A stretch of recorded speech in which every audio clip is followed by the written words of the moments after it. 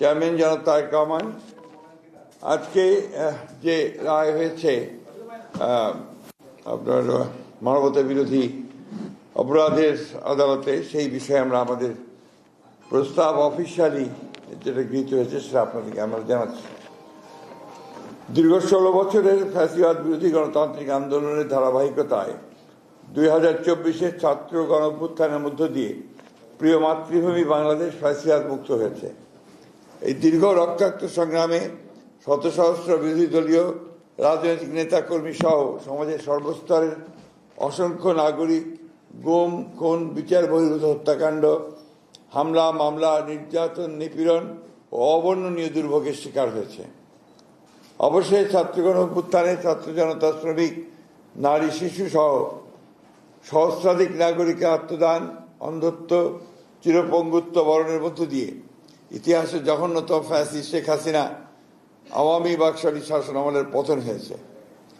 সারা বিশ্বের জনমত এবং বাংলাদেশের জনগণের দাবি ও প্রত্যাশা ছিল যারা পতিত স্বৈরাচার ও তার দোসরদের মানবতা বিরোধী ও নৃশংস জঘন্য হত্যাকাণ্ড এবং গণহত্যায় অপরাধের বিচার হয়।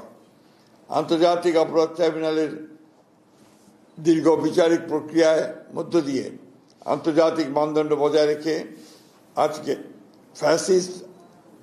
আওয়ামী ফ্যাসিস্ট শেখ হাসিনা তার 2 দোসরের বিরুদ্ধে রায় ঘোষিত হয়েছে। এই রায়ে ন্যায় বিচার প্রতিষ্ঠা হয়েছে। আইনের বিধান অনুযায়ী সর্বোচ্চ সাজা প্রদান করা হয়েছে ফ্যাসিস্ট শেখ হাসিনা তার দোসর সাবেক স্বরাষ্ট্রমন্ত্রী আসাদুজ্জামান কামালের। পুলিশের সাবেক আইজিপি চৌধুরী আবদুল্লাহ মামুনকে বিচারিক প্রক্রিয়ায় সহযোগিতার কারণে প্রাপ্য সাজা কমিয়ে 5 বছর কারাদণ্ড প্রদান করা হয়েছে।